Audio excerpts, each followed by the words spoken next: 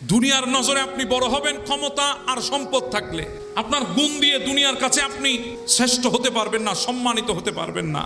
কিন্তু অথচ আপনি জানেন না, যে দুনিয়া আপনাকে গুরুত্ব দেয় না, যেই দুনিয়া আপনার গুরুত্বপূর্ণ কথাটাও গুরুত্ব দিয়ে শুনে না, সেখানে আমার রব আপনার গুরুত্বহীন কথাটাও গুরুত্ব দিয়ে শুনেন। গুরুত্বহীন কথা সেটাও আমার রব গুরুত্ব দিয়ে শুনেন। কেন জানেন? কারণ আল্লাহ আমাদেরকে মোহাব্বত করেন। মোহাব্বত কদ্দুর মোহাব্বত করে জানেন?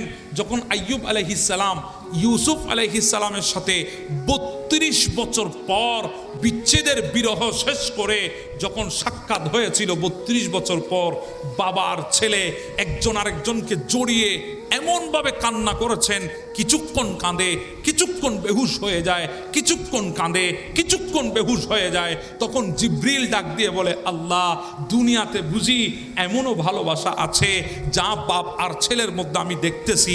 আমার আল্লাহ বলে, ও জিবরিল, এর চাইতো আরো বেশি ভালোবাসা আছে। বলে, কার ভালোবাসা? ও জিবরিল, আমার আখির নবীর উম্মত, তাদেরকে আমি আল্লাহ এত বেশি ভালোবাসি, এই ভালোবাসার চাইতে আইয়ুব এবং ইউসুফের ভালোবাসার চাইতে আরো ৭০ গুণ বেশি আমি আমার আখিরি নবীর উম্মতকে মোহাব্বত করি। এজন্য আপনার চোখের পানির মূল্য দুনিয়া যদি নাও দেয়, আপনার কষ্টের কথাগুলা দুনিয়া যদি নাও শুনে, আপনার কষ্টের দিনগুলা দুনিয়া যদি পাশে নাও থাকে, একটা কথা মনে রাখবেন, আপনার ওই কষ্টের কথাগুলা, হৃদয় ভাঙা কথাগুলা সবচেয়ে বেশি যিনি পছন্দ করেন তিনি হচ্ছেন আমার আল্লাহ। আপনার ওই কষ্টগুলা সবচাইতে যিনি বেশি বুঝেন তিনি হচ্ছেন আল্লাহ। দুনিয়া আপনার পাশে কষ্টের সময় না থাকলেও কষ্টের সময় যিনি সবচাইতে বেশি আপনার পাশে থাকেন তিনি আমার আল্লাহ। আর একটু যদি ধৈর্য নিয়ে যদি রবের দরবারে চাইতে পারেন, সম্পর্কটা যদি রবের সাথে করতে পারেন, তাহলে সময় একদিন আসবে। আপনি আজকে হতাশায় ভুগছেন, আপনাকে দিয়ে কিছুই হবে না। আপনি আজকে দুশ্চিন্তায় ভুগছেন, না আর পারছি না। আজকে আপনি ডিপ্রেশনে পড়ে আছেন, আপনার ভেতরে সমস্ত কিছুর চিন্তা চেপে আছে, হয়তো আপনাকে দিয়ে আর হবে না। কিন্তু আপনি যদি ওই চোখের পানিগুলা দুনিয়াকে না দেখিয়ে, ওই কষ্টগুলা দুনিয়াকে না বুঝিয়ে, আপনি যদি যায় নামাজে বসে বসে রবকে যদি শোনাতে পারেন, বুঝাতে পারেন, তাহলে সময় একদিন আসবে ওই কষ্টগুলা সুখে পরিণত করে আমার আল্লাহ আপনার জিন্দেগিকে সাজিয়ে দেবে।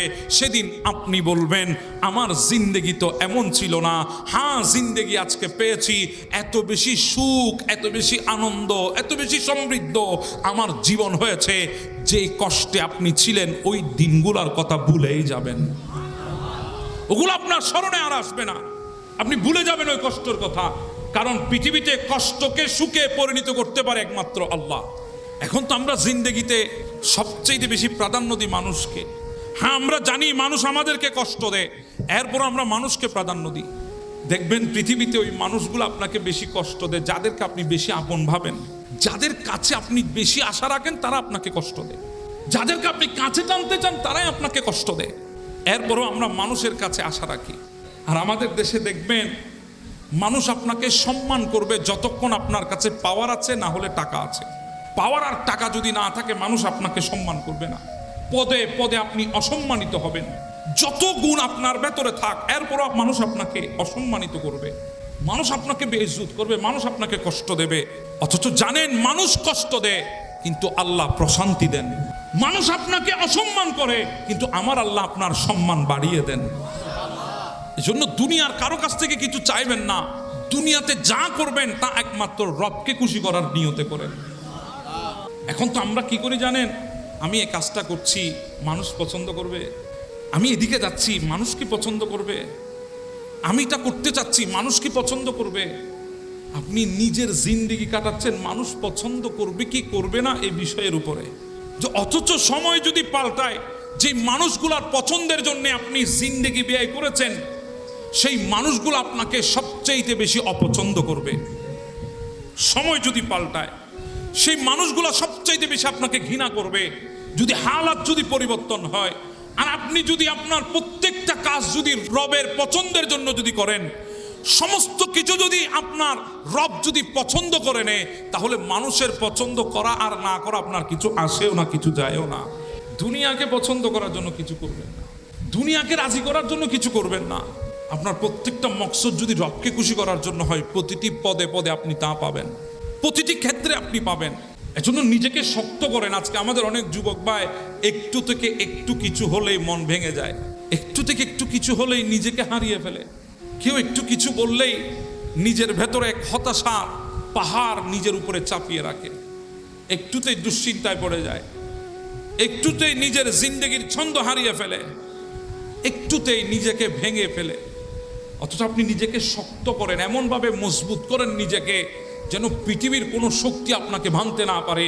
এখন যদি আপনি আমাকে বলেন ওই শক্তি পাবো কোথায়, ওই শক্তি একমাত্র রবের সাথে সম্পর্ক মজবুতের মাধ্যমে পাবেন। রবের সাথে যত বেশি সম্পর্ক মজবুত করতে পারবেন, শক্তি আপনার ভেতরে আসবে। দুনিয়ার এই সমস্ত কিছু আপনাকে ভাঙতে পারবে না, দুনিয়ার কারো কথা আপনাকে ছোট করতে পারবে না, দুনিয়ার কারো অবহেলা আপনাকে কষ্ট দিতে পারবে না, যদি আপনি নিজেকে মজবুত করেন। আর ওই মজবুতটা হবে রবের সাথে সম্পর্ক করার কারণে। সুবহানাল্লাহ। নিজেকে তৈরি করেন শুধু রবের জন্য। ছেড়ে দেন দুনিয়ার সমস্ত কিছু, আপনি ছাড়েন দুনিয়ার সমস্ত কিছু। আজকে থেকে আপনি ইয়াকিন হিসাবে নিজেকে বদলান যে আজকে থেকে প্রত্যেকটা পদক্ষেপ হবে আমার রবকে রাজি করার জন্য। এভাবে যদি আপনি নিজের প্রত্যেকটা কদম যদি ফেলতে পারেন, তাহলে দুনিয়া আপনার কদমের নিচে আসবে, আপনাকে দৌড়ে দৌড়ে দুনিয়া অর্জন করতে হবে না। আজকে দেখেন না আপনি মানুষটা কদ্দুর কি সেটা সমাজ দেখে না, দুনিয়া দেখে না। আপনার ভেতরে শিক্ষার গুণ আছে, আপনার ভেতরে সততা আছে, আপনার ভেতরে তাকওয়া আছে, আপনি মুত্তাকি, আপনি আবেদ, এগুলা দুনিয়া দেখবে না। এতগুলা গুণ আপনার ভেতরে আছে, আপনার কথা দুনিয়া শুনবে না। আপনার সবচেয়ে গুরুত্বপূর্ণ কথাটাও দুনিয়া গুরুত্বহীনতার সাথে শুনবে। আপনার কাছে এগুলা কিছুই নাই, সততা নাই, আপনার কাছে তাকওয়া নাই, আপনার কাছে ইবাদত নাই, বন্দিগি নাই, এলম নাই, বিদ্যা নাই, কিছু নাই, শুধু টাকা আছে। আপনি সবচাইতে বড় জাহেল, অসুবিধা নাই, মানুষ আপনার কথা শুনবে, আপনার কথা শোনার জন্য মুখিয়ে বসে থাকবে, হা করে বসে থাকবে। আপনার মধ্যে ক্ষমতা আছে, মানুষ আপনার কথা শুনবে। আপনার ভেতরে জ্ঞান আছে কিনা মানুষ দেখবে না, সততা আছে কিনা মানুষ দেখবে না, আপনি সত্যবাদী না মিথ্যাবাদী মানুষ দেখবে না। কোনো গুণ না থাক, শুধু ক্ষমতার টাকা থাক, মানুষ আপনার কথা হা করে শুনে থাকবে। সবচেয়ে গুরুত্বহীন কথাও আপনার মনোযোগ দিয়ে শুনবে, গুরুত্ব দিয়ে শুনবে, গুরুত্ব দিয়ে। কারণ দুনিয়ার কাছে গুণ কাজে আসে না, দুনিয়ার কাছে সম্পদ আর ক্ষমতা কাজে আসে। ইন্না মাআল উসরি ইউসরান, কষ্টের পরেই সুখ আসে। এজন্য আপনার কষ্টের দিনগুলোকে আপনি রবকে স্মরণ করেন। এত হতাশা হবেন না, এত ডিপ্রেশনে পড়বেন না, এত চিন্তা মাথায় আনবেন না।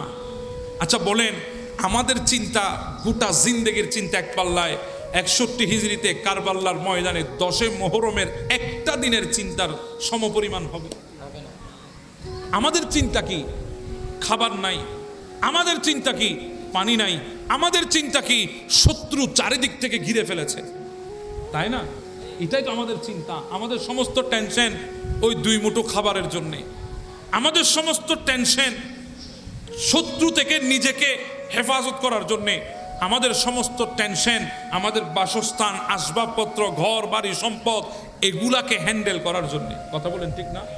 সমস্ত কিছুর এগুলার জন্য আমাদের টেনশন, আপনাদের দুশ্চিন্তা। আচ্ছা বলেন, যদি আমাদেরকে খাইতে না হতো কেউ কি কষ্ট করতেন? যদি আমাদেরকে বাঁচতে না হতো কেউ কি চিন্তা করতেন? তার মানে চিন্তা আসতেছে আমরা বাঁচার কারণে, চিন্তা আসতেছে আমি খাবার জন্য, পড়ার জন্য, থাকার জন্য, দুনিয়াদারি করার জন্যে। কথা বলেন ঠিক না? যদি এই চিন্তাটাকে হেঁটে আপনি যদি একবার চিন্তা করেন, আমি কেন এগুলা নিয়ে চিন্তা করব? আমাকে যিনি বানিয়েছেন তিনি তো আমাকে সব দিয়ে পাঠিয়েছেন। আমার কাজ হচ্ছে রিজিক অনুসন্ধান করা, রিজিকের জন্য টেনশন করা না। আমার কাজ হচ্ছে আমার জিন্দেগিকে কিভাবে সাজাতে পারবো সেটা নিয়ে ভাবা, আমার জিন্দেগি নিয়ে ডিপ্রেশনে পড়া না, আমার কেরিয়ার নিয়ে দুশ্চিন্তা করা না। কেন? আমার ভবিষ্যৎ সাজিয়েছেন আল্লাহ, এই তকদিরে যা আছে সেভাবেই সব কিছু পাবো, সেভাবে সব কিছু হবে, বাড়তি কিছুই আমি পাবো না। অতএব বাড়তি দুশ্চিন্তা আমার দরকারও নাই। আপনি চিন্তা আনেন মাথায়। আজকে আমাদের অনেক যুবক ভাইরা ব্রাজিল আর্জেন্টিনার খেলা, এই শুধু একটা খেলা, এটা করেন আপনি দেখেন। আমি বলবো এটা না দেখার কথা আমি বলবো না, দেখেন আপনি দেখেন কারণ আমার ভাইয়েরা খেলা দেখছে, অনেক ভালো। খেলার চাইতো মারাত্মক কিছু আমাদের ভাইয়েরা দেখে, অন্ততপক্ষ খেলার বাহানায় ওখান থেকে বেরিয়ে থাকবে। থাক, ভালো, আপনি দেখেন খেলা, অসুবিধা নাই। কিন্তু একবার বিবেককে প্রশ্ন করেন, এইদিকে আজান হচ্ছে, নামাজ চলছে, ওইদিকে আমি খেলা দেখছি। আপনি বুকে হাত দিয়ে বলেন আপনি অনেক বড় কাজ করেছেন, অনেক বড় সওয়াবের কাজ করেছেন। জি বলেন না, ভালো কাজ করেছেন, বুকে হাত দিয়ে বলেন। আপনি আমাকে দেখানোর জন্য বলতে হবে না, আপনি নিজেকে নিজে প্রশ্ন করেন। আমি এদিকে খেলা দেখছি, এলইডি স্ক্রিনে খেলা চলছে, হই হুল্লা চলছে, আর ওইদিকে মুয়াজ্জিন আজান দিয়েছে। আমি এখন খেলাতে আছি, মুয়াজ্জিন আজান দিয়েছে। আমি এখন গোল বলে চিৎকার করছি, মুয়াজ্জিনে একামত দিচ্ছে। আমি উল্লাস করছি, ইমামে কেরাত পড়ছে। ঠিক এই মুহূর্তে যদি আজরাইল যদি আমার কাছে আসে, বুকে হাত দিয়ে আপনি বলেন, এই মুহূর্তে যদি আজরাইল যদি আমার কাছে আসে, আপনার ওই জিন্দেগির শেষ সময়টা ঈমানের উপরে যাবে? আপনি বলেন, আমি বলবো না। আমরা বললে তো দোষ, আমরা বললে তো অপরাধ, আমরা বললে তো সমস্যা। হুজুররা বেশি বুঝে, হুজুরদের আর কোনো কাজ নাই, শুধু এগুলা নিয়ে তাল বাহানা করে। এজন্য আমি বলবো না, আপনি বলেন। আল্লাহ আপনাকে একটা বিবেক দিয়েছে, যেটা দিয়ে আপনি চিন্তা করেন আপনার জীবনে কোনটা ভালো হবে কোনটা খারাপ হবে, আপনি চিন্তা করেন বিবেক দিয়ে। আপনার লাইফ আপনি কিভাবে সাজাবেন, কিভাবে আগালে আপনার লাইফ সমৃদ্ধ হবে, আপনি চিন্তা করেন বিবেক দিয়ে। ওই বিবেকটা দিয়ে একবার চিন্তা করেন, আমি মুসলমানের ছেলে, আমাকে দুনিয়া থেকে যেতে হবে, আমার কাছে আজরাইল আসবে, আমি দুনিয়া থেকে যাব। যাওয়াটা যদি কলমার উপরে হয় তাহলে তো নাজাত পেয়ে গেছি। যাওয়ার বেলায় যদি কলমা না আসে, আল্লাহই জানে। আমাকে যেতে হবে দুনিয়া থেকে। হ্যাঁ, আমাকেও শুয়ে থাকতে হবে গোরস্থানের অন্ধকার কবরে। হ্যাঁ, আমাকেও কোনো মানুষ আমাকেও গোসল দেবে, আমাকেও কেউ কাফন পড়াবে, আমাকেও কেউ মসজিদের ওই বারান্দা আর উঠানের মধ্যে আমার লাশটা রাখা হবে। এবার চিন্তা করেন, আপনাকে কিন্তু আসতেই হবে এই উঠানে। আপনি ফজরবেলা আজকে উল্লাস করছেন, নামাজে মসজিদ আসছেন না, চিন্তা করেন সময় আসবে আপনাকে এই মসজিদের মাঠে আপনাকে আসতে হবে। জি বলেন না ভাই? গোস্ত হইতে গুন্দা না আল্লয় নুয়াইবেন দিল্লি বেগুন আত্মুলন চাই আইবেন না বেগুন। জি বলেন, আসতে হবে। আজকে আপনি আসছেন না, খেলার জন্য আসছেন না আপনি, কিন্তু সময় আসবে আপনাকে আসতে হবে। কিন্তু ওই আশাটা কেমন হবে একবার চিন্তা করেন। না আপনি নড়তে পারবেন, না আপনি হাঁটতে পারবেন, না আপনি ধরতে পারবেন, না আপনি বলতে পারবেন। নিতর এক দেহ নিয়ে আপনি শুয়ে থাকবেন, কাঁধের উপর ভর হয়ে আপনাকে আসতে হবে এই মসজিদের মাঠে। সেদিন আপনি কোন মুখ নিয়ে এই মসজিদের মাঠে আসবেন? কারণ সময় তো এমন ছিল, আপনি খেলার এলইডি স্ক্রিনের প্রেমে পড়ে আপনি মসজিদের ভেতরে প্রবেশ করেন নাই। আজকে কোন মুখ নিয়ে আপনি আসবেন? আপনি নিজের বিবেককে প্রশ্ন করেন। আপনি খেলা দেখেন, আমি আপনারা বলবো না খেলা দেখিয়েন না, এ কথা আমি বলবো, আপনি দেখেন খেলা। কিন্তু তাই বলে আমি আমার দিন ইসলাম কোরবান করে, আমার ঈমান কোরবান করে ইবাদত বন্দিগিকে একদম মাটির নিচে গর্ত করে পুঁতে ফেলে আমি বিধর্মীদের খেলা দেখার জন্যে, আমি ফুটবল বিশ্বকাপ দেখার জন্য দাঁড়িয়ে থাকব, এটা আমার মুসলমানের গায়রত কখনো হতে পারে না। কথা বলে ঠিক না? এটা আমি মুসলমানের ঈমান কখনো আমাকে সায় দেয় না।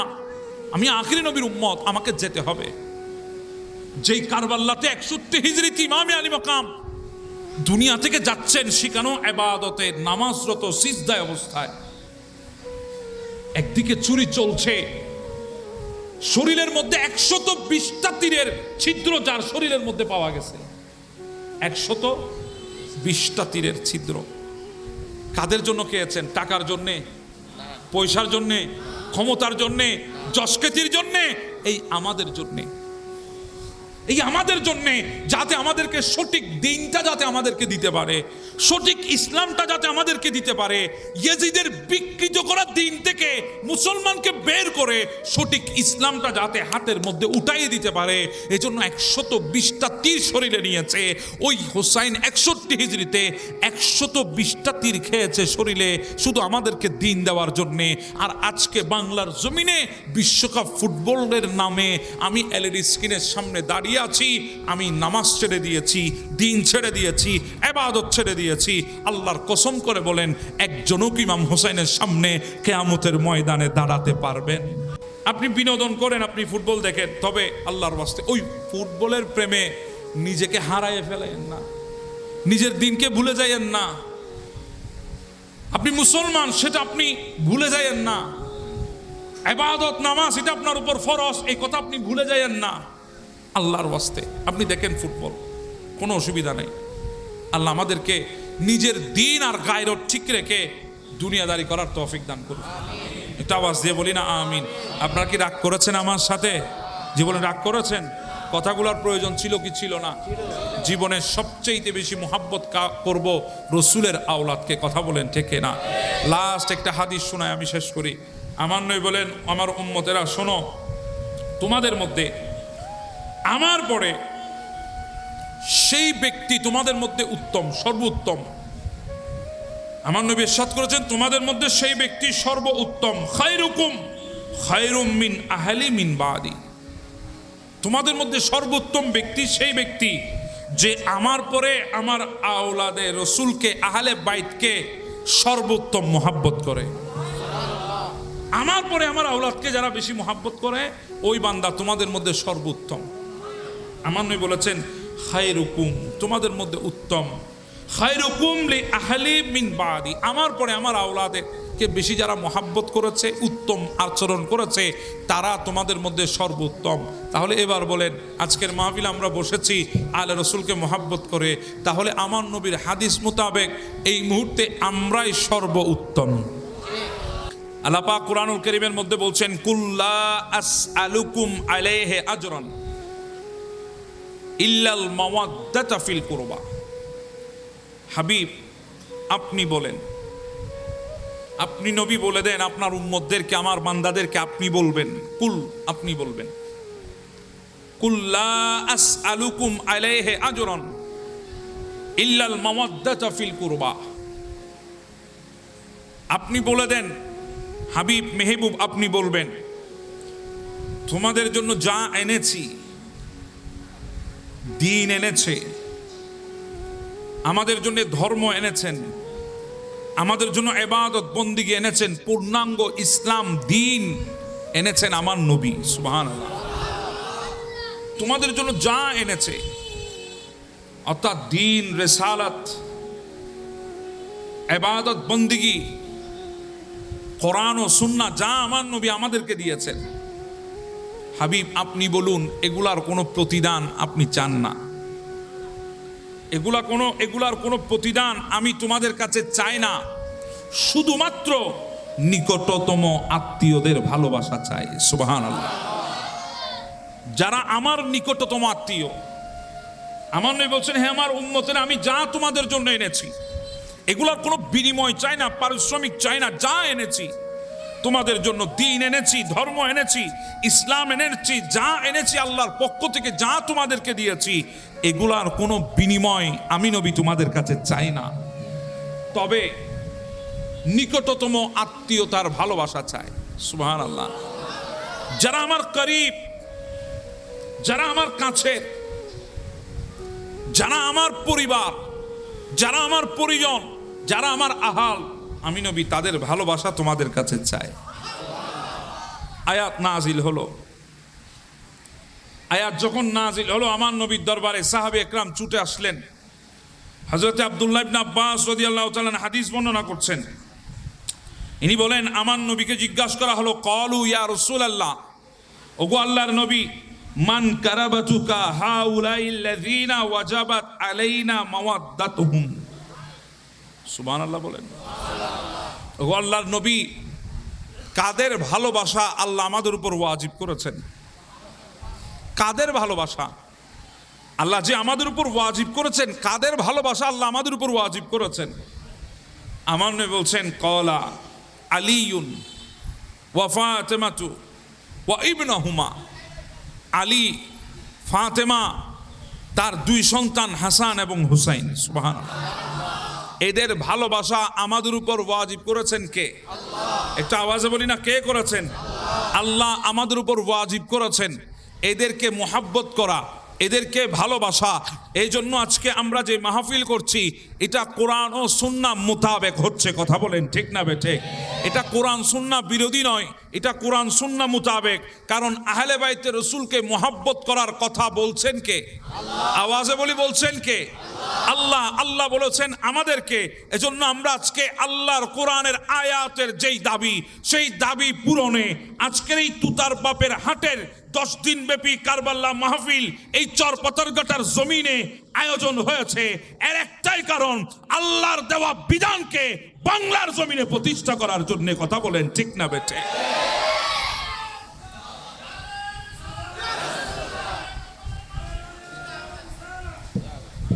এজন্য শায়ের কি বলছেন জানেন? এসো মুসলিম দলে দলে আওলাদে রাসূলের, অসুবিধা হতে পারলাম না রাতে। এসো মুসলিম দলে দলে আওলাদে রাসূলের ছায়া তলে, এসো মুসলিম দলে দলে আওলাদে রাসূলের ভালোবেসে ছায়া নিলে সর্ব কাজে শান্তি মিলে। এসো মুসলিম দলে দলে আওলাদে রাসূলের ইল্লাল মাওয়াদাতা ফিল কুরবা, মহান প্রভু কয় ঐশী কুরআন কুলিয়াদি ক বিশ্বাস যদি নয়। আলে রসুলকে ভালোবাসিতে, আলে রসুলকে ভালোবাসিতে এ আয়াতে আল্লাহ বলে এসো মুসলিম দলে দলে আওলাদে রাসূলের, এসো মুসলিম দলে দলে আওলাদে রাসূলের। আল্লাহু আকবার বলেন, আল্লাহু আকবার। আমরা আলে রসুলকে মোহাব্বত করছি কার কথার উপরে? জি বলেন, কার কথার উপরে? আল্লাহর কথার উপরে। এবার আর একটা হাদিস শুনেন। আমার নবী বলছেন, হযরতে আব্দুর রহমান ইবনে আবি লাইলা রাদিয়াল্লাহু তাআলা তিনি বর্ণনা করছেন উনার আব্বা থেকে, ক্বালা রাসূলুল্লাহ সাল্লাল্লাহু আলাইহি ওয়াসাল্লাম লা ইউমিনু আবদুন হাত্তা আকুনা আহাব্বা ইলাই মিন নাফসি। আর তো জোরে বলেন সুবহানাল্লাহ। এরপরে বলছেন ওয়া আহলি আহাব্বা ইলাই মিন আহলিহি, সুবহানাল্লাহ। এরপরে বলছেন ওয়া ইতরাতি আহাব্বা ইলাই মিন ইতরাতিহি ওয়া যাতি আহাব্বা ইলাই মিন যাতিহি।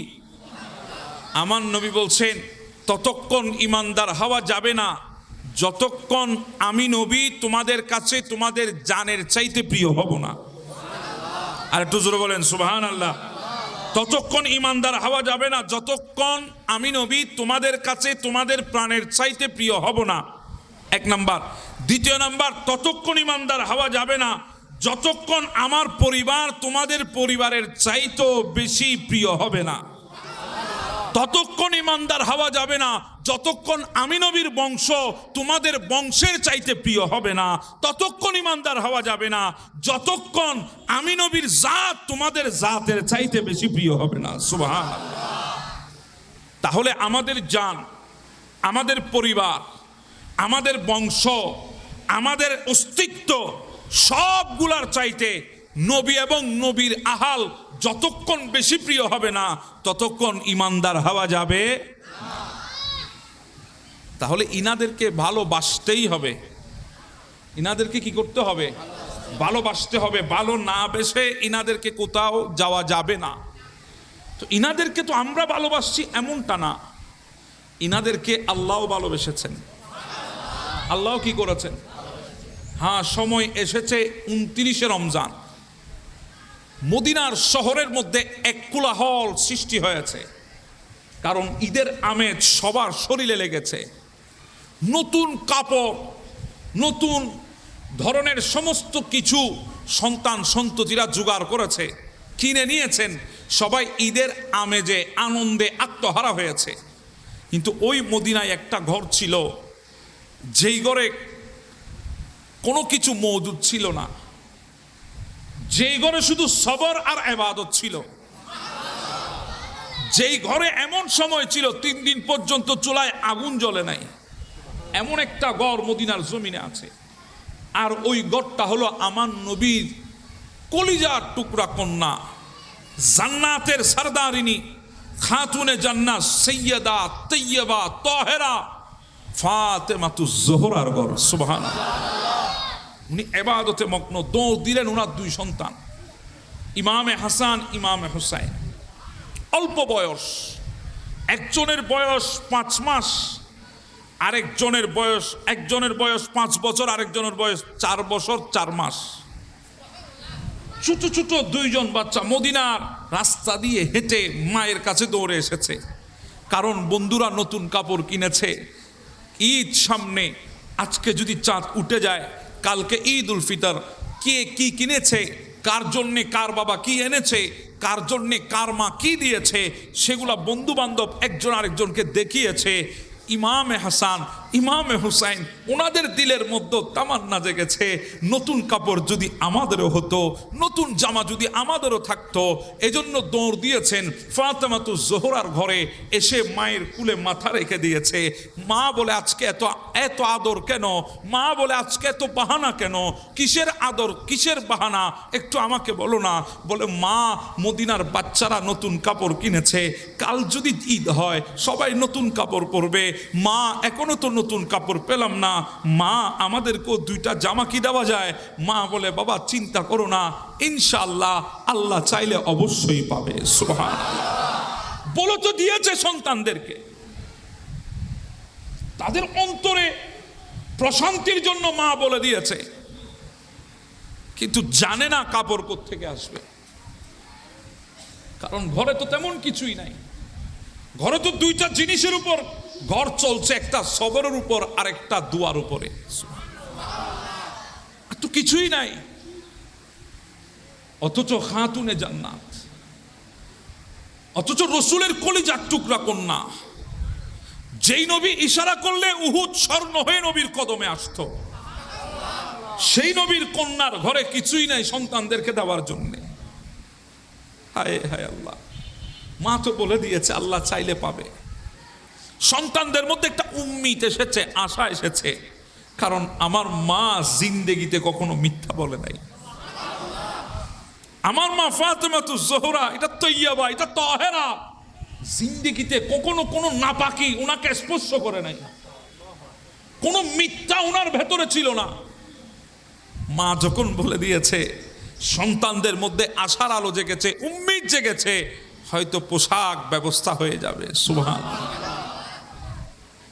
বিছিয়ে যায় নামাজ বিছিয়ে বসে গেলেন আল্লাহর দরবারে হাত তুলে, আল্লাহ ইজ্জত রেখো, আল্লাহ লাজ রেখো, আল্লাহ আমি জানি আমার ঘরে কোনো কিছুই নাই আমার সন্তানদেরকে দেওয়ার মতো।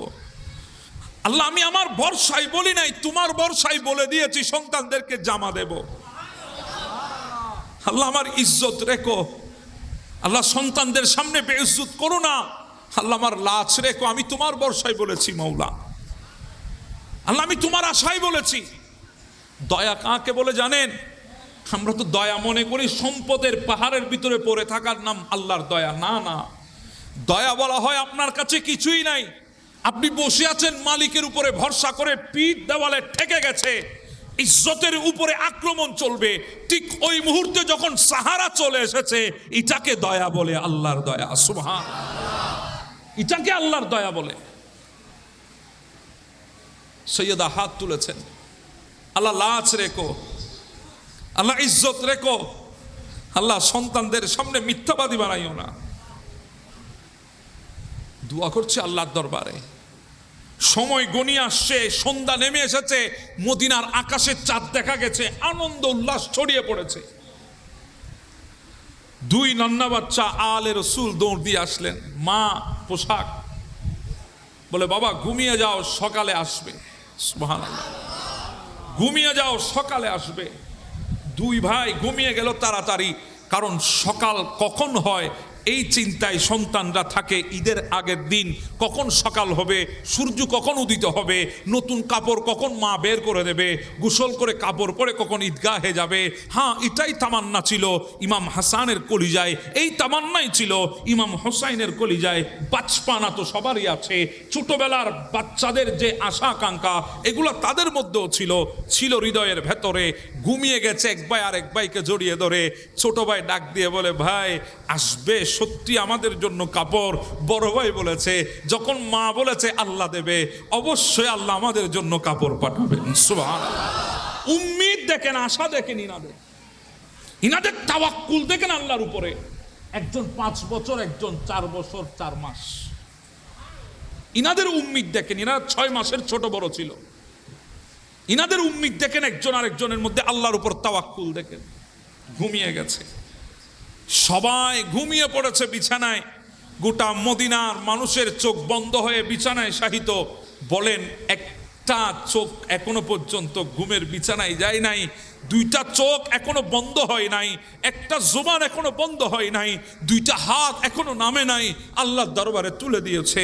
মালিক বেইজ্জত করো না, মালিক ইজ্জত রেখো, লাজ রেখো। সন্তানদেরকে বলেছি তুমি দিবা, তোমার ভরসায় বলেছি, কোনো কিছুই নাই আমার কাছে। হাত তুলে দিয়েছে মাওলার দরবারে।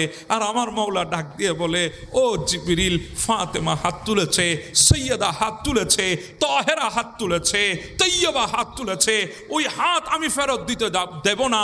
ও জিবরিল, দুনিয়ার মার্কেট থেকে না, জান্নাত থেকে মার্কেটিং করবা, ওখান থেকে মার্কেট করে 2টা জামা নিয়ে যাবা, আমার সৈয়দার ঘরের সামনে দিয়ে এসো।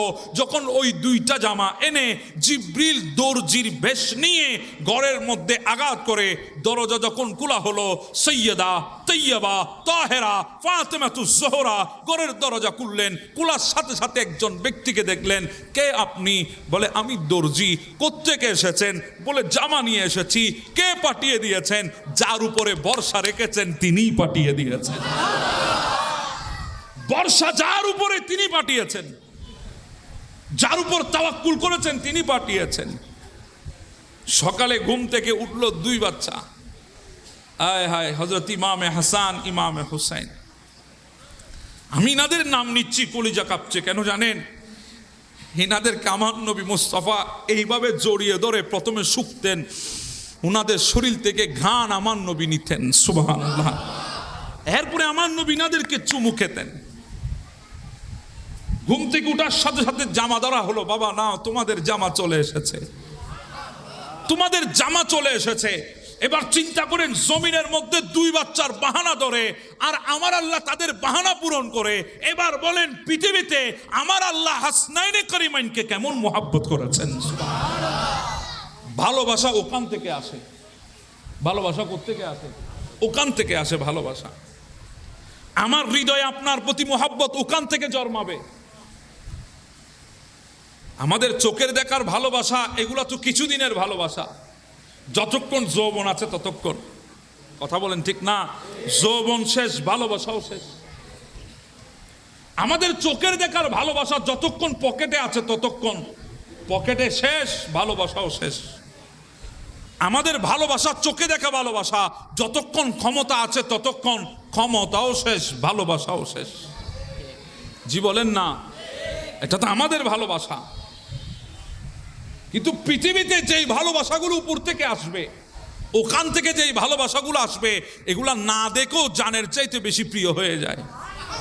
একটু জোরে বলেন না সুবহানাল্লাহ। আমরা কি ইমাম হাসনাইনে করিমাইনকে দেখেছি? ইনাদের মাজারে কখনো গিয়েছি না, এরপরও ইনাদের মোহাব্বতে 10 দিন ব্যাপী কারবাল্লা মাহফিল সাজিয়েছি। কেন? ইনাদের ভালোবাসা ওখান থেকে এসেছে।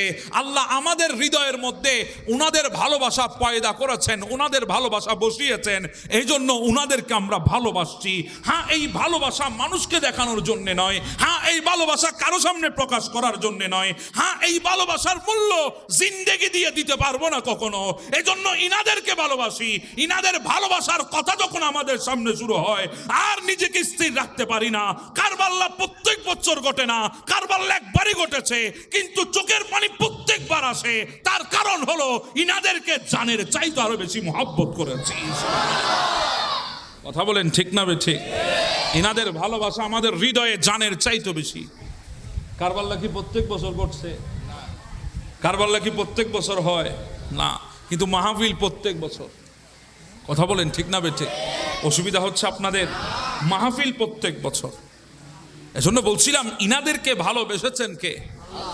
ইনাদেরকে ভালোবেসেছেন আমার নবী রাসূলুল্লাহ। এজন্য ইনাদের ভালোবাসা আমাদের উপর ওয়াজিব হয়ে গেছে, আবশ্যক হয়ে গেছে, লাজেম হয়ে গেছে। অসুবিধা হচ্ছে আপনাদের? একটা কথা শুনাই। পৃথিবীর বুকে একজন বান্দা ছিলেন, ওনার তো হস্টলার ফানলার বাজি। আমি ওনারা রেডে 20 সালের আগে 3 বার না 2 বার এসেছিলাম ফানলা। হ্যাঁ 2 বার না 3 বার এসেছি 20 সালের আগে। এটা বহুত মাত্র গুরু গুরু আসিলিয়া বড় গিয়ে মাশাল্লাহ, বহুত কেতে দাঁড়িয়ে আসিলিয়া দাঁড়িয়ে উড়ে গিয়ে মাশাল্লাহ। অসুবিধা অন্য হন হ্যাঁ সিটিংকে জিনিস বাজি। পৃথিবীর বুকে একজন বান্দা আছে, আপনারা চিনবেন না, যারা আহলে এলম ওনারা চিন। ওনার নাম হচ্ছে আব্দুল্লাহ বিন মুবারক আলাইহি রাহমা। বুখারী শরীফের পাতায় পাতায় যার নাম আছে আমিরুল মুমিনিন ফিল হাদিস, যাকে বলা হয়, যার উপাধি আমিরুল মুমিনিন ফিল হাদিস, যিনি ইমাম আজম আবু হানিফার শাগরিদ ছিলেন। সুবহানাল্লাহ, কত বড় ইমাম, কত বড় হাদিসের ইমাম একবার চিন্তা করেন, কত বড় মুহাদ্দিস একবার চিন্তা করেন। ইনি ঘুমিয়েছেন, হঠাৎ ইনি স্বপ্নে দেখছেন আমার নবী ইনার স্বপ্নে তশরিফ এনেছেন। তো কারো স্বপ্নে যদি আমার নবী তশরিফ আনে, ইমাম বুখারী বলছেন মান রানি ফিল মানামি ফাকাদ রাল হক। সুবহানাল্লাহ, কারো স্বপ্নে যদি আমার নবী আসে তাহলে সত্যি আমার নবী এসেছে। এখানে কোনো ভুল নাই, এখানে কোনো মিথ্যা নাই, এখানে কোনো অবাস্তব নাই। যদি স্বপ্নে আমার নবী আসে তাহলে সত্যি আমার নবী এসেছে স্বপ্নে। আমার নবী এসে বলছেন আব্দুল্লাহ তুমি একটু ইরাকে যাবে। ইরাকে একজন বান্দা আছে বেহরাম মাজুসি, তাকে গিয়ে সুসংবাদ দিবা ওই বান্দা জান্নাতে আমি নবীর সাথে থাকবে। কেমন সুসংবাদ একবার চিন্তা করেন। বেহরাম যাও, তাকে সুসংবাদ দাও সে জান্নাতে আমার সাথে থাকবে। যাও আব্দুল্লাহ। হযরত আব্দুল্লাহ বিন মুবারক স্বপ্নে এই কথা শুনে উনি আশ্চর্য হয়ে লাফ দিয়ে বিছানায় ঘুম ভেঙে বসে গেলেন। ওনার ঘুম ছুটে গেছে। কেন জানেন? কারণ নবী যেই বান্দার নাম নিয়েছে ওই বান্দাটা ছিল অগ্নি পূজারী, বেহরাম মাজুসি। মাজুসি মানে অগ্নি পূজারী। অগ্নি পূজারী কি মুমিন না কাফের? একদিকে আমার নবী বলছেন অগ্নি পূজারী বেহরাম, আরেকদিকে বলছেন সে আমার সাথে জান্নাতে থাকবে। কথাটা কত বড় কঠিন কথা একবার চিন্তা করেন। একদিকে কি কাফের, আরেকদিকে আমার নবী বলছেন আমার সাথে কোথায় থাকবে।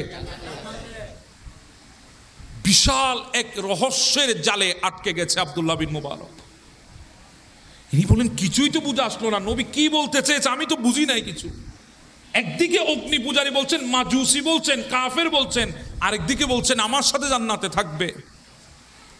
যাই হোক, এই রহস্যের জাল যদি ছুটাতে হয় তাহলে আমাকে বেহরামের কাছে যেতে হবে। উনি সাথে সাথে রওনা হয়ে গেলেন ইরাকের দিকে। ইরাকের যারা আহলে এলম ছিল এদের মধ্যে একটা আনন্দ উল্লাস সৃষ্টি হয়েছে। কেন জানেন? কারণ আব্দুল্লাহ বিন মুবারকের মতো এত বড় মুহাদ্দিস ইরাকের জমিনে আগমন করছে। ইনাদের মধ্যে একটা আনন্দ উল্লাস সৃষ্টি হয়েছে। ইনারা ওনার ইস্তেকবালের জন্য প্রস্তুত হয়েছেন। ওনার তশরিফ আওয়ারিকে স্বাগতম জানানোর জন্য প্রস্তুত হয়েছেন। যেমন তেমন শখসিয়ত না, আমিরুল মুমিনিন ফিল হাদিস যার উপাধি, উনি আসতেছেন, ওনার ইস্তেকবাল আজিমুস শান ভাবে ইন্তজাম করা হলো। উনি তশরিফ আনলেন। হুজুর আপনি কিভাবে আমাদের মাঝে এসেছেন, হুজুর কিভাবে আমাদেরকে ধন্য করেছেন, হুজুর কি জন্য হুট করে ইরাকের জমিন আপনার আগমন হলো? আব্দুল্লাহ বিন মুবারক বলছে, আমি এখানে এসেছি একটা কাজে। হুজুর কাজটা কি? বলে এই জমিন একজন বান্দা আছে বেহরাম মাজুসি, তোমরা কি চিনো তাকে? বলে হ্যাঁ হুজুর আমরা চিনি, অবশ্যই তাকে চিনি। সে বাগদাদের বড় এক তাজের, বড় এক ব্যবসায়ী, বড় এক শিল্পপতি। তাকে চিনে না এমন কোনো বান্দা বাগদাদের জমিনে নাই। তবে তিনি তো অগ্নি পূজারী, তার সাথে আপনার কাজ কি? বলে না আমার কিছু কাজ আছে, একটু যদি পারো আমাকে তার কাছে নিয়ে চলো। সবার মনের মধ্যে হটকা লেগে আছে। আচ্ছা বাজে আয় যদি এডা আয় যদি হই দিয়ে হয় ও ওনারা এটা মদন সন্ডিত কুমার খনিবের লেখানায় দেখা করছো, ওনারা আশ্চর্য হইবেন না। উজুরুল্লাহ মদন সন্ডিত কুমারের হাম কি? জি হন না। উজুরুল্লাহ তো আবদুল্লাহর হামতায় বুধে, আব্দুর রহমানের হামতায় বুধে অনেন বাজি। তো মদন সন্ডিত কুমার, আশ্চর্য কুমার, হ্যাঁ ইচারাল উজুরুল্লাহ হাম কি? ওই ইরাকের যারা আহলে ইলম তাদের হৃদয়ের মধ্যেও প্রশ্ন জেগেছে। আরে আমিরুল মুমিনিন ফিল হাদিস আব্দুল্লাহ বিন মুবারক কত বড় শখসিয়ত, উনার সাথে বেহরামের কি কাজ? যাই হোক প্রশ্ন তো করা যাচ্ছে না, যদি বেয়াদবি হয়ে যায়। চুপ করে আছেন। হুজুর যা বলছেন তা করেছেন। নিয়ে গেলেন বেহরামের কাছে। বেহরামকে গিয়ে বলল, এই বেহরাম আমাদের মুসলমানের একজন বড় আলেম এসেছে তোমার সাথে দেখা করার জন্যে। বেহরাম বলছে ঠিক আছে, ওনাকে একটু করে বসান, আমার হাতে কিছু কাজ আছে, আমি তাড়াতাড়ি শেষ করে আসতেছি। তাড়াতাড়ি কাজ শেষ করে আসলেন। বলেন হুজুর আসেন। এ কথা বলে আব্দুল্লাহ বিন মুবারককে সাথে নিয়ে চলে গেলেন ওনার খাস কামরার মধ্যে। গিয়ে বলছেন কেউ থাকবেন না, সবাই চলে যান, শুধু হুজুর থাকবে আর আমি থাকবো। সুবহানাল্লাহ। সবাই চলে গেলেন। খাস কামরার ভেতরে শুধু আব্দুল্লাহ বিন মুবারক আর ওই বেহরাম মাজুসি। বেহরাম বলছে হুজুর কি জন্য এসেছেন বলেন? বলে বেহরাম আমি তোমার কাছে একটা সুসংবাদ নিয়ে এসেছি। বলে কি সুসংবাদ? বলে তুমি মুসলমানের নবীকে চিনো, আমাদের নবীকে, আমাদের পয়গম্বরকে চিনো? বলে কেন চিনবো না? ওনাকে চিনে না এমন কোনো বনের পশুও নাই। সবাই ওনাকে চিনে, সবাই ওনার সম্পর্কে জানে, আমিও চিনি। বলে আমার নবী আমাকে পাঠিয়েছে তোমার জন্য একটা সুসংবাদ দিয়ে। বলে কি সুসংবাদ? বলে আমার নবী বলেছে তুমি জান্নাতে আমার নবীর সাথে থাকবে। বেহরাম এত বড় পুরস্কার কেমনে পাইলা? একটু আমার বলতে হবে তোমার। বলে আমি তো একজন ব্যবসায়ী মানুষ, মানুষকে দান খয়রাত করি, সদকা করি, হয়তো ওগুলার কারণে আপনাদের নবী খুশি হয়েছে, আমাকে পুরস্কার দিয়েছে। বলে বেহরাম আমি আব্দুল্লাহ বিন মুবারক, আমাকে এত ছোট কথা দিয়ে আমাকে বুঝ দেওয়া যাবে না। এত বড় পুরস্কার শুধু একটু একটু দানের জন্য না, ভেতরে অনেক বড় হিকমত আছে, আমার হিকমতটা তোমার বলতে হবে। বলে হুজুর তাহলে ওয়াদা করেন কাউকে বলতে পারবেন না। কথা বাইরে যেছে, ওয়াদা করেন কাউকে বলতে পারবেন না। বলে হ্যাঁ ওয়াদা করলাম, সাময়িক সাময়িক ওয়াদা করেছি, যদি দ্বীনের খাতিরে যদি বলতে হয় আমি বলে দেব। বলে হুজুর তাহলে শুনেন, একদিন বাগদাদের জমিনে আমার সন্তানের বিবাহ হয়েছে। আমার সন্তানের বিবাহ উপলক্ষে আমি বিরাট মেজবানির আয়োজন করেছি, মানুষকে খাওয়াইছি আনলিমিটেড, কোনো লিমিটেশন ছিল না, কোনো সংখ্যা ছিল না, কোনো পরিধি ছিল না, সময়ের কোনো সংক্ষিপ্ততা ছিল না। ফজরে শুরু হয়েছে, রাত পর্যন্ত চলেছে, উন্মুক্ত ছিল, যার যখন ইচ্ছা এসে খেয়েছে। হুজুর আমি মেজবানির আয়োজন করেছি আমার সন্তানের জন্য, আল্লাহ তো আমাকে দিয়েছেন, আছে আমার তৌফিক, আমি ইন্তজাম করেছি। রাত গভীর হয়েছে, খাওয়াতে খাওয়াতে খাদেমদেরকে বললাম আর কেউ আছে? বলে হুজুর আর কাউকে তো গেটের কিনারায় দেখছি না, মনে হয় আর কেউ নাই। তোমরা খেয়েছ? না হুজুর। যাও খেয়ে নাও, খেয়ে বাকি খাবারগুলো প্যাকেট ট্যাকেট করে যাতে নষ্ট না হয় ওগুলো আস্তে করে রেখে দাও। এরপরে ঘুমিয়ে পড়ো, সারাদিন অনেক কষ্ট করেছো, ক্লান্ত শরীর, যাও ঘুমিয়ে যাও। আমিও ঘুমাতে গেলাম। হুজুর আব্দুল্লাহ বিন মুবারক, আমিও ঘরের দরজা বন্ধ করে রুমে গিয়ে চেরাগ বাতিটা বন্ধ করে আমি শুভ বিছানার উপরে। হঠাৎ চোখ বন্ধ করব সবে মাত্র হঠাৎ করে দেখি আমার গেটের মধ্যে, দরজার মধ্যে কে জানি আঘাত করতেছে। আমি একটু বিরক্ত হলাম, কারণ এতক্ষণ ছিলাম, দরজা খোলা ছিল, কেউ আসলো না। এখন দরজা বন্ধ করে, চেরাগ বাতি বন্ধ করে একটু শুতে আসলাম, হঠাৎ কে জানে এসে উপস্থিত। খাদেমদেরকে ডাকবো না, দিলে বলছে না, কারণ তারা তো অনেক কষ্ট করেছে, তাদেরকে ডাকবো না, আমি যাই। আমি গেলাম, গিয়ে দরজা খুললাম। হুজুর দেখি একজন জীর্ণ শীর্ণ বুরকা পরিহিত একজন মহিলা আমার দিকে একটা চেরাগ বাতি আগিয়ে দিয়ে বলছে, বেহরাম, আমাকে চেরাগের মধ্যে কিছু তেল ঢেলে দাও। চেরাগের মধ্যে কি ঢেলে দাও? হুজুর, আমার বেশি রাগ এসেছে, বেশি বিরক্ত হয়েছি। আমি ধমক দিয়ে বললাম, এই মহিলা, সময় কি আর পাও নাই? এত রাতে এসেছো চেরাগের মধ্যে তেল নিতা, এতক্ষণ আসো নাই কেন? তখন ওই মহিলা আমাকে করুণ শব্দ আওয়াজ দিয়ে বলছে, বেহরাম, ধমক দিও না, বেহরাম, ধমকায়ও না। জিন্দেগিতে কারো দরজায় আসি নাই, আজকে প্রথম এসেছি। জিন্দেগিতে আসি নাই, আজকে এসেছি। বেহরাম, ধমকায়ও না। বেহরাম, আমি জিন্দেগিতে কারো কাছে কিছু চাই নাই, আজকে মুকাদ্দার আমাকে মজবুর বানিয়ে তোমার দরজায় নিয়ে এসেছে। তখন আমি একটু নিজেকে সামলালাম, সামলিয়ে বললাম, আই মহিলা, রাত তো হয়ে গেছে, চেরাগে যখন তেল শেষ হয়ে গেছে, আর তেল দিয়ে কি করবা, যাও ঘুমিয়ে যাও। বলে, না, আমার ঘরে ছোট্ট ছোট্ট কিছু মাসুম বাচ্চা আছে, আজকে 3 দিন তারা কিছু খায় নাই, তাদের ক্ষুধার জ্বালা পেটের মধ্যে। এখন যদি ঘরটাও অন্ধকার হয়ে যায়, তাদের কান্নার আওয়াজ বেড়ে যাবে। কান্নার আওয়াজ বাড়লে আশেপাশের মানুষগুলার কষ্ট হবে। যদি চেরাগ বাতিটা জ্বলতে থাকে, অন্ততপক্ষে তারা নিজেকে বুঝাবে, না, মা মনে হয় আমাদের জন্য কিছু আনতেছে, কিছু আনবে, আমরা মনে হয় কিছু রেডি করার পরে খাবো। এটা তাদের দিলের মধ্যে তাসাল্লি হবে। এজন্য কিছু তেল আমাকে চেরাগ বাতির মধ্যে দাও। হুজুর আব্দুল্লাহ বিন মুবারক, এই কথাটা শুনে আমার রাগ আরো বেশি বেড়ে গেছে। আমি আবার ধমক দিয়ে বসলাম, এই মহিলা, তোমার ঘরের মধ্যে 3 দিন খাবার নাই, তুমি কি জানো না আজকে সারাদিন আমার ঘরের মধ্যে মেজবানি চলেছে, এসে একটু করে খেয়ে তারপর চলে যেতা, নিজের সন্তানদেরকেও খাওয়াই নিতা, আসো নাই কেন? তখন ওই মহিলা ডাক দিয়ে বলে, বেহরাম, ধমক দিও না, ধমকায়ও না, কারণ আমি তোমাকে আগেই বলেছি, জিন্দেগিতে কারো দরজায় আসি নাই, আজকে এসেছি, মুকাদ্দর নিয়ে এসেছে, মজবুর বানিয়েছে, আমি নিরুপায় হয়ে এসেছি, না হলে তোমার দরজায় আমি কখনো আসতাম না। বলে, তোমার তো নাই, আসলে অসুবিধা কি? তুমি তো অসহায়, চাইলে সমস্যা কি? বলে, না, আমি চাইতে পারবো না, আমি সাহায্য নিতে পারবো না, আমি সদকা খাইতে পারবো না। বলে, কেন? বলে, ও বেহরাম, তুমি মুসলমানের নবীকে চেনো? বলে, হ্যাঁ চিনি। বলে, ওই মুসলমানের নবী, আখিরি নবীর রক্ত আমার শরীরের মধ্যে, আমি রসুলের আওলাদ। সুবহানাল্লাহ।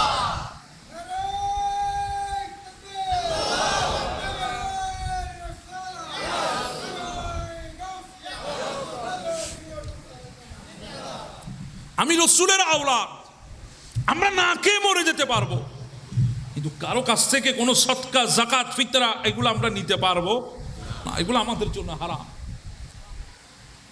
আব্দুল্লাহ বিন মুবারক বিশ্বাস করেন, ওই মহিলার কথাটা শুনে আমি বেহরামের হৃদয়ের মধ্যে তীরের মতো আঘাত করেছে। আমার চোখ দিয়ে পানি চলে এসেছে। বললাম, মা দাঁড়ান একটু, আমি একটু করে আসতেছি। এ কথা বলে ঘরের ভেতরে গিয়ে ডাক দিলাম, খাদেমরা তাড়াতাড়ি ওঠো। খাদেমরা বিচলিত হয়ে গেলেন, এত রাতে আমাদেরকে ডাকছে কেন?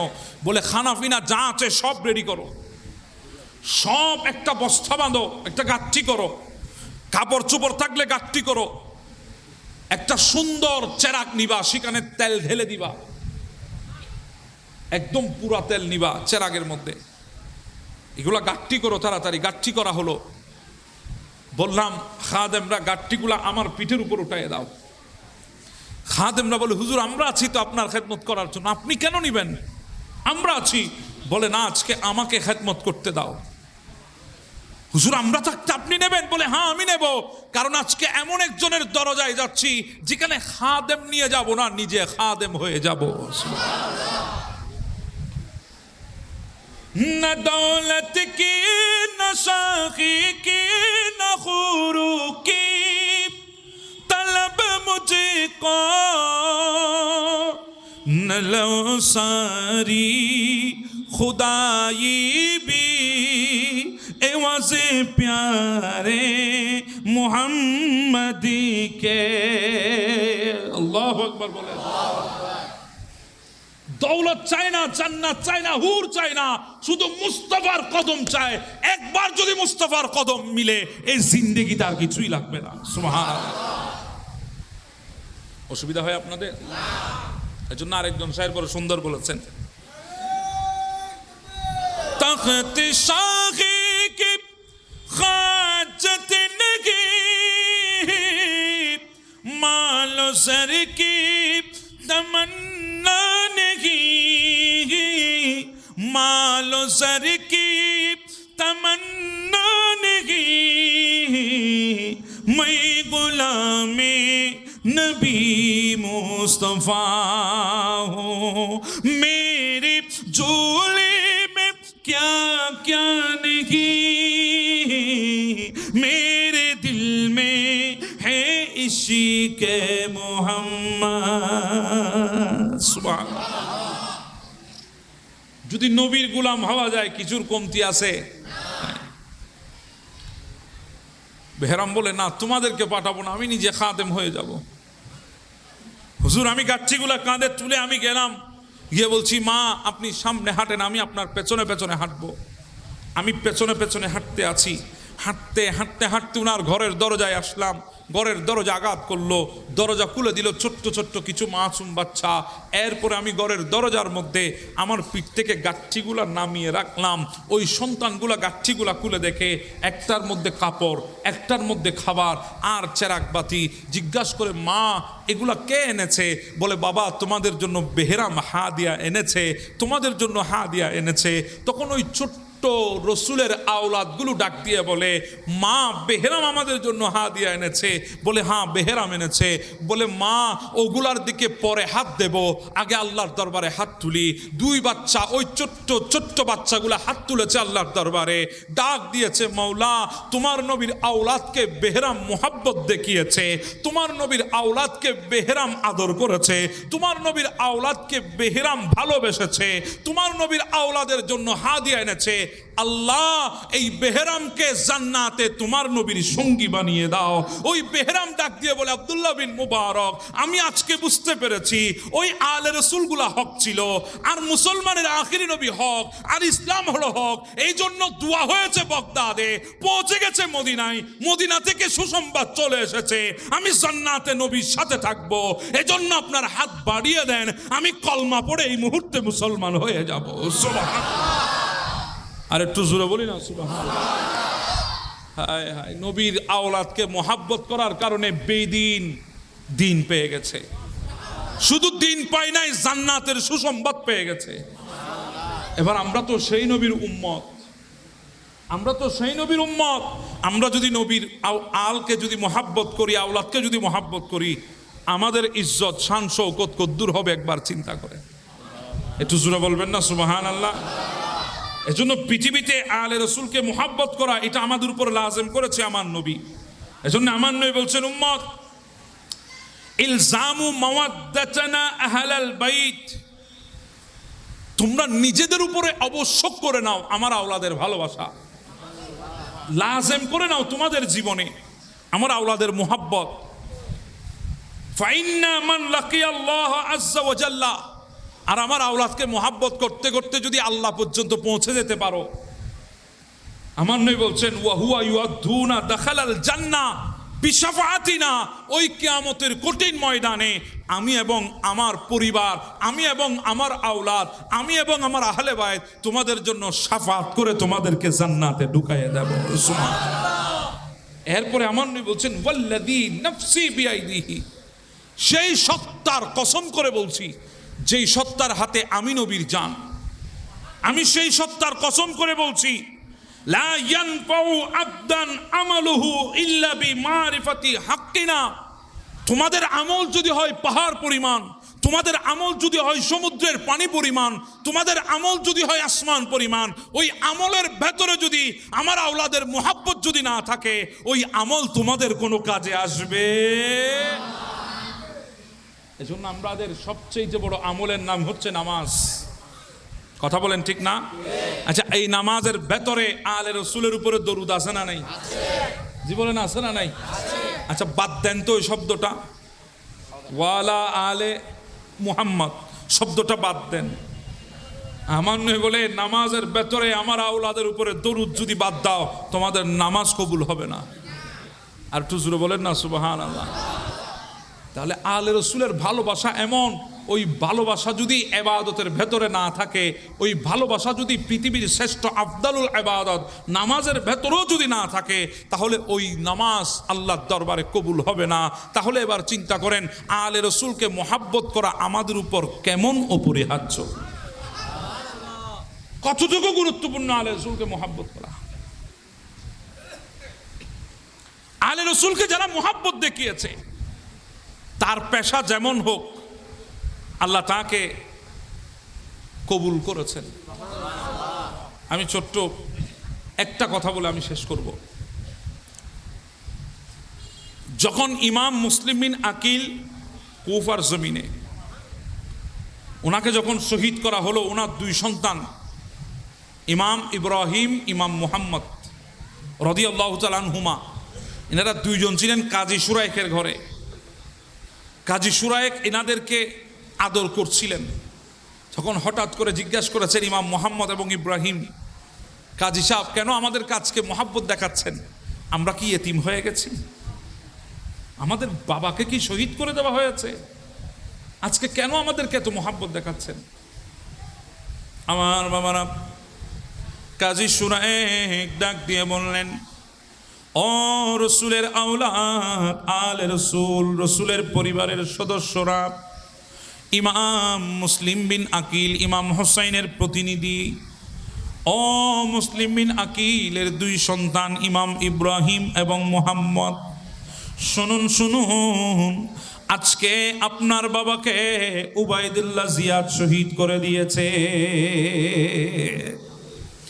এই কথা শোনার সাথে সাথে হযরত ইমাম ইব্রাহিম, ইমাম মুহাম্মদ চিৎকার দিয়ে কান্না শুরু করে দিলেন। কাজী সাহেব ডাক দিয়ে বলেন, চুপ চুপ, কোনো কথা বলবেন না। আশেপাশে দুশ্মনানে মুস্তফা, দুশ্মনানে আহলে বাইত আপনাদেরকে খুঁজতেছে। যদি সন্ধান পেয়ে যায়, এরা আপনাদেরকে রেহাই দেবে না। আপনারা কথা বলবেন না, চুপ, আস্তে আস্তে করে কাঁদেন। দুই ভাই একজন আর একজনকে জড়িয়ে ধরে কান্না শুরু করলেন। বড় ভাই ছোট ভাইকে জড়িয়ে ধরে কাঁদে, ছোট ভাই বড় ভাইকে জড়িয়ে ধরে কাঁদে, একজন আরেকজনকে জড়িয়ে ধরে কাঁদতেছে আর ডাক দে, কাজী সুরাইক, আমরা আর এই কুফার জমিনে থাকবো না। যেই কুফার মানুষ আমাদেরকে দাওয়াত দিয়ে কুফার জমিনে এনে এত বড় বেঈমানি করতে পারে, আমাদের নানা জানের কলমা পড়ে, আমাদের নানা জানের ধর্ম গ্রহণ করে, আমার নানা জানের দেওয়া দিন গ্রহণ করে, নানা জানের আওলাদের উপরে যারা তলোয়ার চালাতে পারে, এই কুফার জমিনে আমরা আর থাকবো না। আমাদেরকে একটু কষ্ট করে মদিনার রাস্তা দরিয়ে পাঠিয়ে দে, আমরা আর কুফায় থাকবো না, আমাদেরকে মদিনায় পাঠিয়ে দেন। আমরা মদিনায় চলে যাব, আমরা কুফায় থাকবো না। ও কাজী সুরাইক, আপনি এইটুকু দয়া আমাদের উপরে করেন না।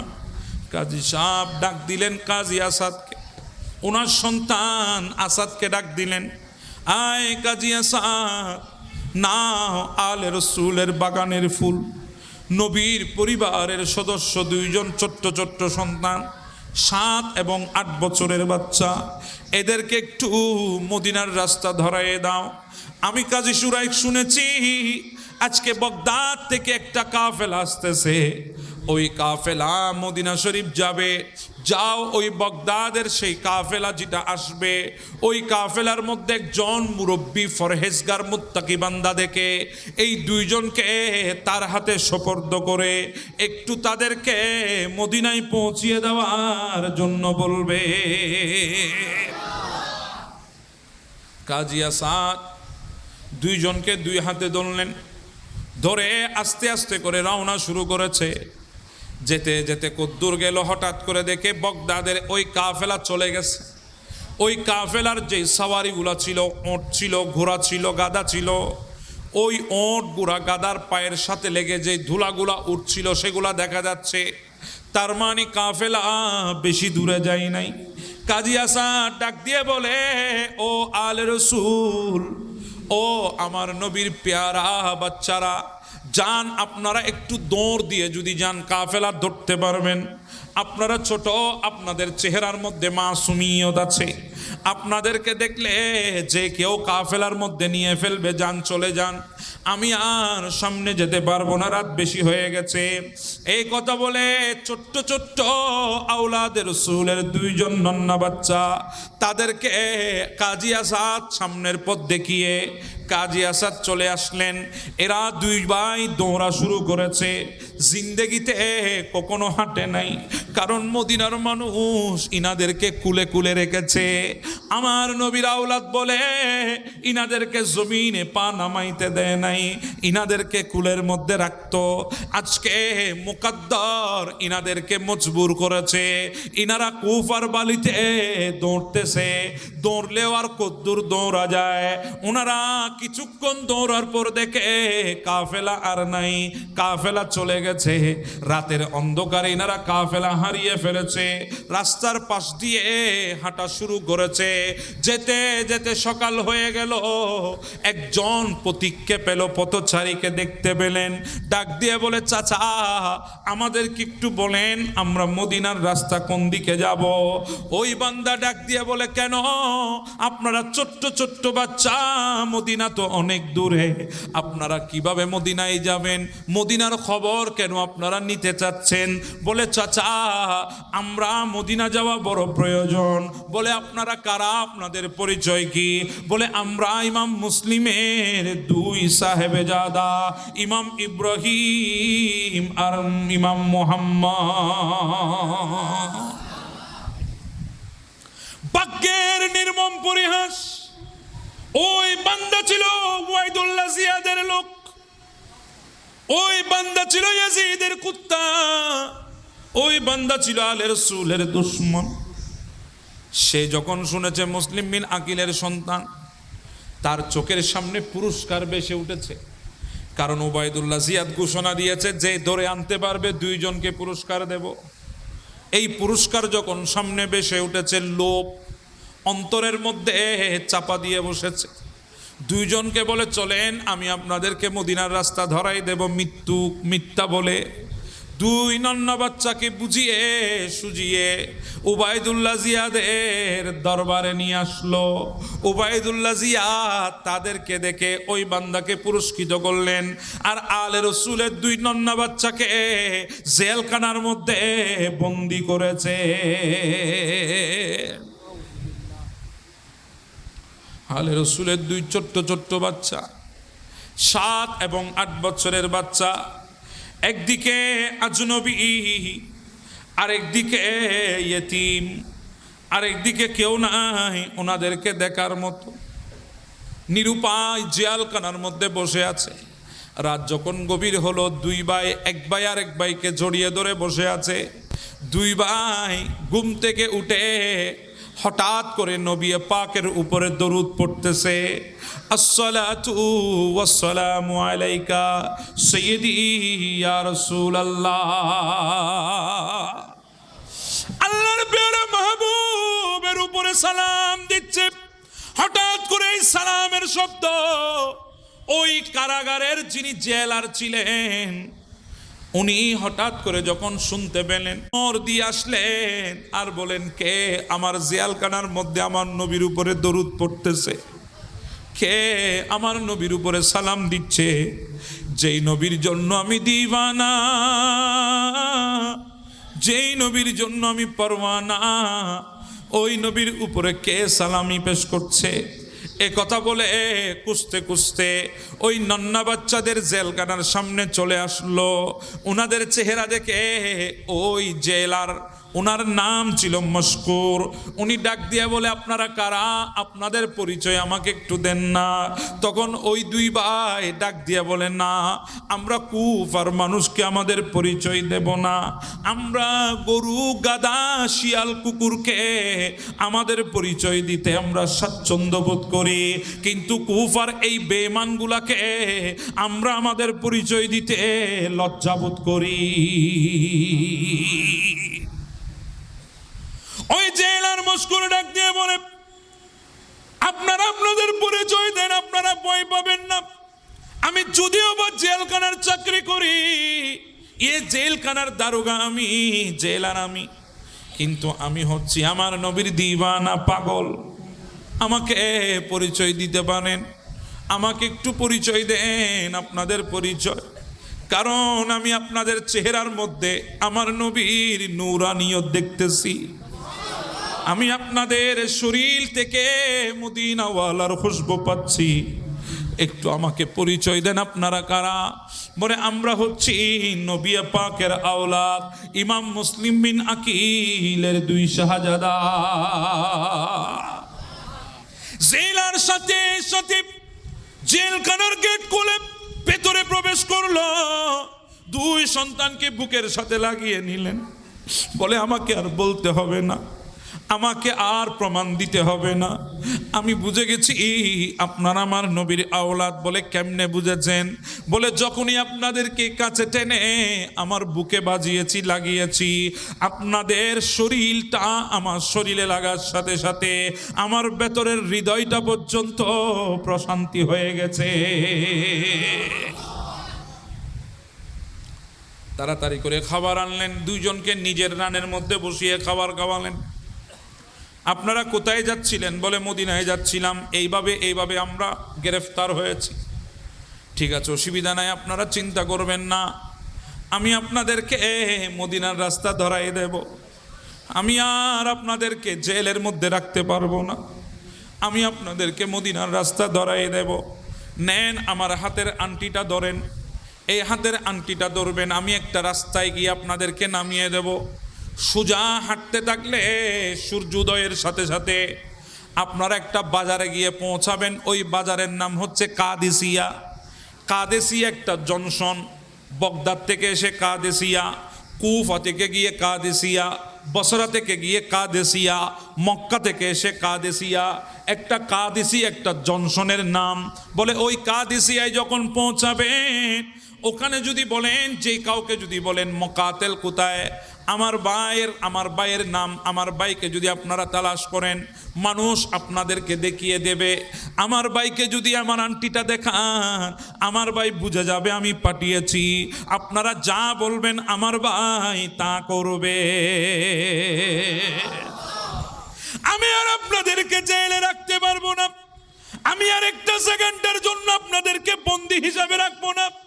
যদি আমার নবী এই কারণে যদি কাল হাসরের ময়দানে আমাকে যদি জিজ্ঞাসা করে, ও মশকুর, তুমি জেলার ছিলা আর তোমার জেলের মধ্যে আমার আওলাদ ছিল, তুমি কিভাবে সহ্য করেছ? আমি মশকুর নবীর দরবারে কি উত্তর দেব? এই জন্য আমি আপনাদেরকে এক সেকেন্ডের জন্য রাখবো না। চলেন, আমি আপনাদেরকে নিয়ে রওনা হব। দুই আলে রসুলের নন্না বাচ্চাকে জেলার মশকুর কুলের মধ্যে উঠে নিয়ে রাস্তা ধরে হাঁটা শুরু করেছেন। যেতে যেতে কদ্দুর যাওয়ার পরে নামালেন, বলেন, এখান থেকে সুদা হচ্ছে কাদেসিয়া। আপনারা হাঁটা শুরু করলে সকাল হতে হতে আপনারা কাদেসিয়ায় পৌঁছাবেন। যান, আপনারা চলে যান, আমি আর সামনে যেতে পারবো না, কারণ আমার চাকরি আছে, আমাকে ফেরত যেতে হবে। আপনাদের কাছে একটা অনুরোধ, যদি আমার খেদমতের কারণে যদি আপনারা খুশি হন, যখন আপনারা মদিনায় যাবেন, আমার নবীর বাবু সালাম দিয়ে যখন ঢুকবেন নবীর রওজায়, একটু আমার নবীকে বলবেন, কুফার জমিনে একজন জেলার আছে যার নাম মশকুর, উনি আমার নবীর পাগল।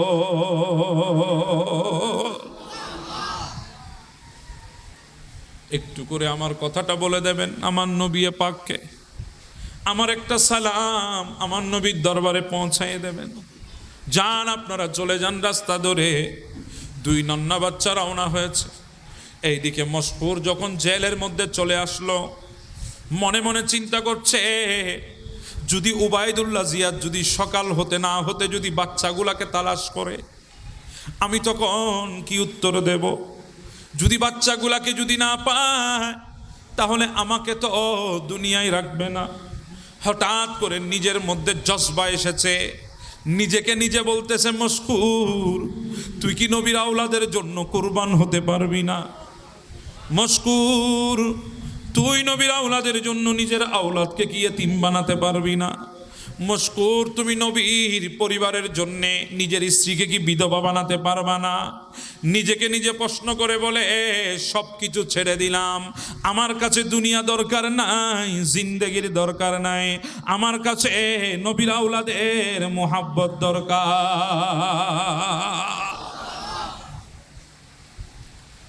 সকাল হতে না হতে একজন উবাইদুল্লাহ জিয়াদ থেকে একজন বার্তাবাহক এসেছে। জেলার মশকুর দাও, মুসলিম বিন আকিলের দুই সন্তানকে দাও। উবাইদুল্লাহ খুঁজতেছে। জেলার মশকুর বলে, ভাই তুমিও মুসলমান আমিও মুসলমান, তুমিও নবীর কলমা পড়ো আমিও নবীর কলমা পড়ি, তুমি আমাকে একবার বলো কিভাবে নবীর আওলাদকে কষ্ট দেব? এই জন্য পারি নাই, আমি নবীর আওলাদকে জিয়ালখানা থেকে মদিনার রাস্তা ধরিয়ে দিয়েছি। ওই বার্তাবাহক বলে, আমি এত কিছু জানি না, আমাকে সন্তান নেওয়ার জন্য পাঠিয়েছে, যদি না পাই আমি গিয়ে খবর দেব। ওবায়দুল্লাহর কাছে গিয়ে খবর দিল জেলার মশকুর ওই সন্তানগুলাকে মদিনার রাস্তা ধরিয়ে দিয়েছে, পালাতে সহযোগিতা করেছে।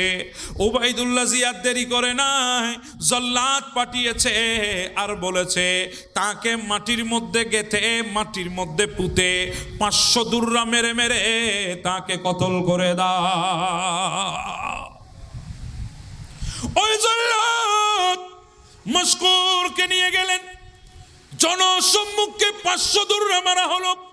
ওই দুররাগুলা এমন দুররা, একটা দুররা যখন মারে, যখন টান দেওয়ার সাথে সাথে পিঠের চামড়া চলে আসে।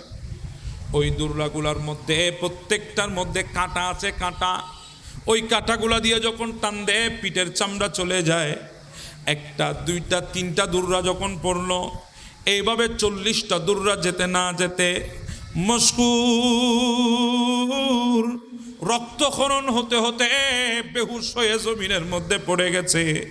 আর ডাক দিচ্ছে, আলমা কেউ কি আছো, আমাকে একটু পানি দাও।